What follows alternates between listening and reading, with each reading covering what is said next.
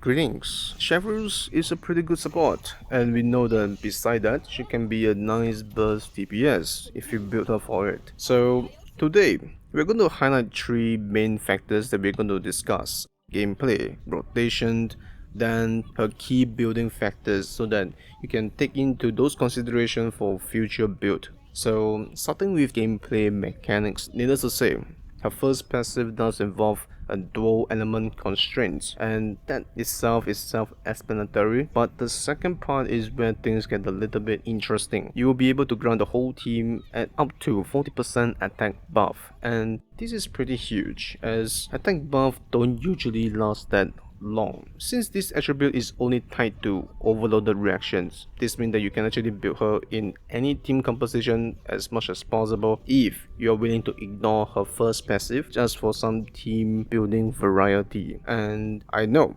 40% attack buff is not as significant as what Sarah or Bennett can give, and granted, it might not be the most efficient way to defeat content in this manner, but it's still worth mentioning how this could shape how you want to design your team composition just for fun. However, the main difference here is how long does the attack buff last. Since that it does last for 30-second uptime, this means that it can benefit characters, especially off-field characters that doesn't snapshot, such as Sinchu as well as Yaimeko. Of course, in order for a buff to be significant, you do have to use multiple of these non-snapshotable characters in order to justify the value of using her attack buff.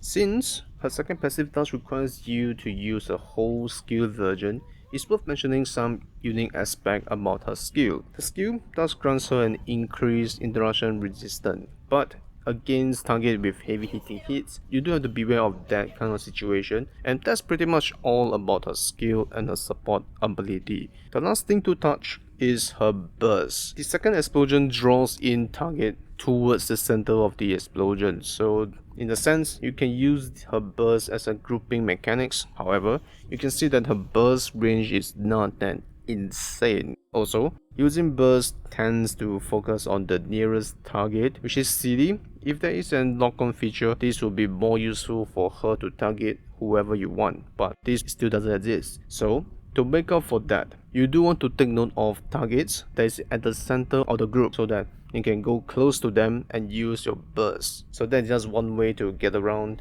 auto targeting system, and that's it. The next key highlight is her gameplay rotation. Now, granted, in most circumstances, especially if you're trying to play her in like a hybrid pyro electro team composition, mono pyro with electro off-field characters, then this isn't a significant discussion for you. And you don't even have to focus on trying to use a burst all the time. As long as you can use a skill with an overload charge, you will be able to maintain her buff indefinitely. But if you want to play mono electro, where Cheveruse is the only pyro character, then there's a slight key changes to her key rotation that you do need to know.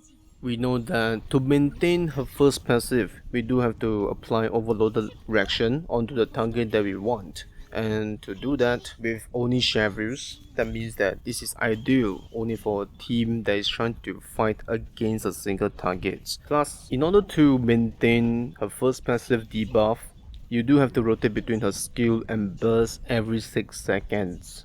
So this is only ideal for a mono electro team that enables quick swap gameplay, for instance using Kaching, Yaimiko, Visho, and any other characters that you can think that allows you to have that kind of flexibility required. Do note, since Cheveruse is the only pyro character here, it does mean that you do have to invest quite a bit into her energy recharge so that she can safely use a burst every 12 seconds to maintain that kind of rotation required. And also, your electro character do need to be pretty well invested, since you will be relying on your character raw power to clear content. But why? After all, we do have very decent artifact set, but if you're trying to work her into a team, then this is the necessary requirements needed.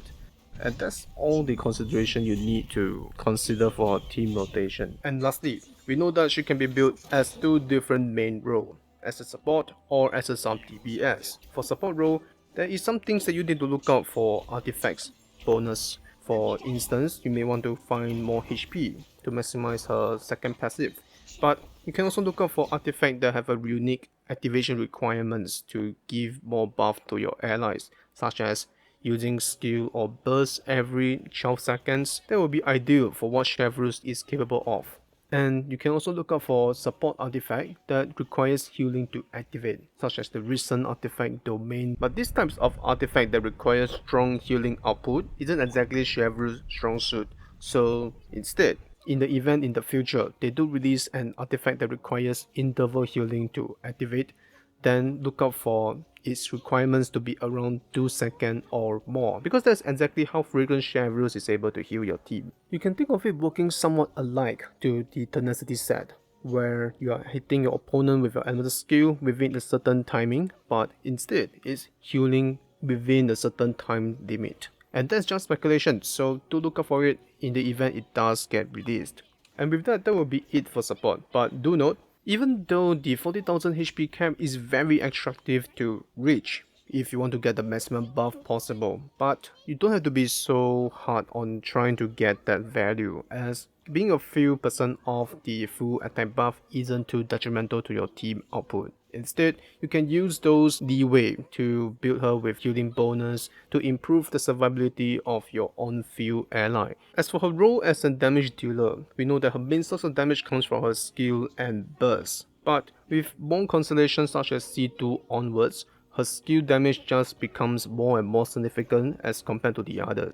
And at that point, it's better to find an artifact that can focus on increasing her skill damage much more, such as the Golden Troop set. Or in the future, if they do release any other artifact that does improve another skill value, that will be an ideal artifact set that you can also try out as well. And with that, enjoy the rest of your day and take care.